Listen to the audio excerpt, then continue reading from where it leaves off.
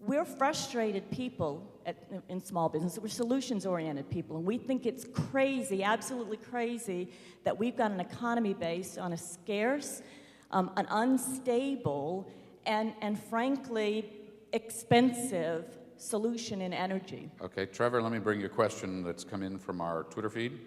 There's a fear that jobs will be shipped overseas with a climate bill. How do we prevent that? You've looked at this. What is your response? Sure. I mean, I think first it's important to recognize that, like in any industry, it's unrealistic to expect that America is going to make everything, right? Because if we make everything, then other countries aren't going to be buying our goods either. And a lot of the hope is that by investing in clean energy, it'll lead to future export competitiveness. So that deal is if we want other countries to buy our goods, then there's some of their goods we're going to have to buy as well. But clean energy, as opposed to fossil fuels, tends to be much more in line with where U.S. comparative advantage, U.S. competitiveness lies. And I think that there's a lot of prospect there if we actually make the investment. All right, let me give the last word to Dow Chemical. Here's a question from Mike Van Molson. People say that this legislation that we've been talking about today is a job killer.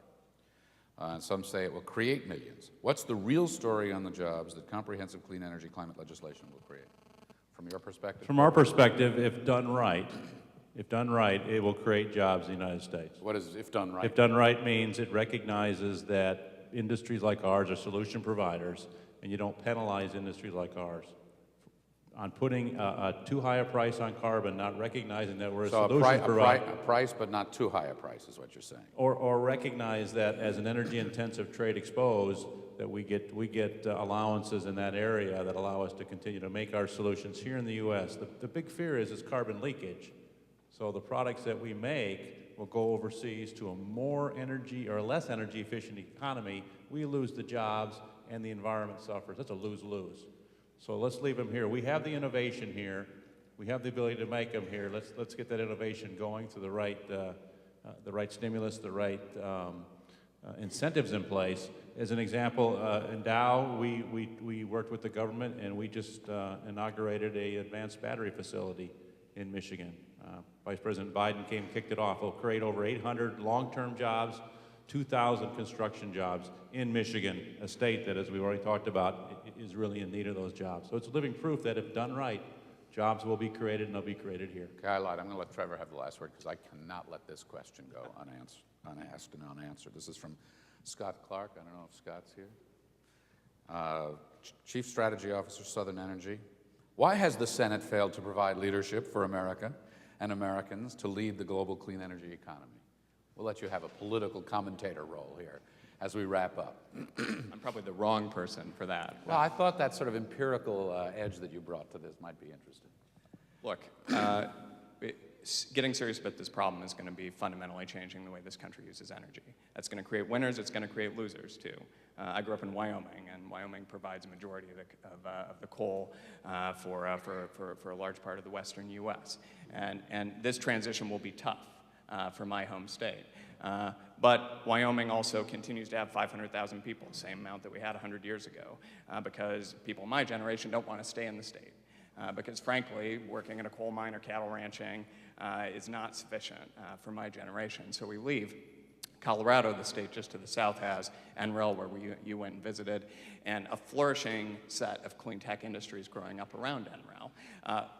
Friends of mine in New York moved to Colorado to go work for those industries. Friends of mine are not moving to Wyoming to go work as coal miners. So why has the Senate failed to lead? Because it's easy to point to who the losers are, right? That's clear. You know the industries that are going to get hurt. The industries that are going to gain haven't been created yet, so they don't have a constituency, and so it's a leap of faith. Go ahead, 5 seconds.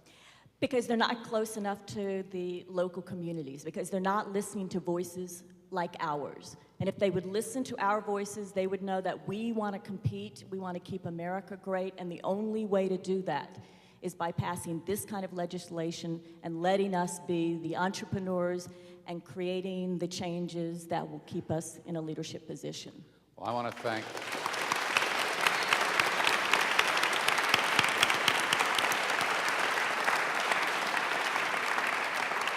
I want to thank our panelists. I want to thank our audience. I think a special thanks is due to the folks here who've been sitting behind, having a great view of the back of everybody's heads throughout our whole discussion here today. A very important discussion, and one that scratched the surface, but in a very important and actually profound way, on national security, economic security, environmental security, and energy independence.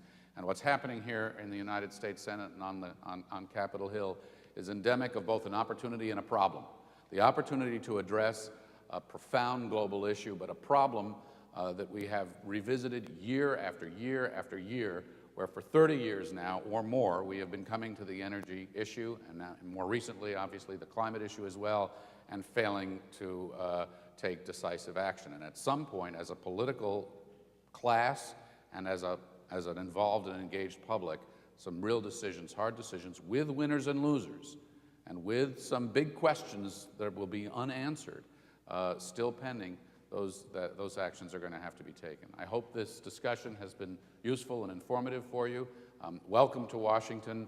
Good luck in your travels. And again, thanks to our panelists here and our other panelists for our Thank you.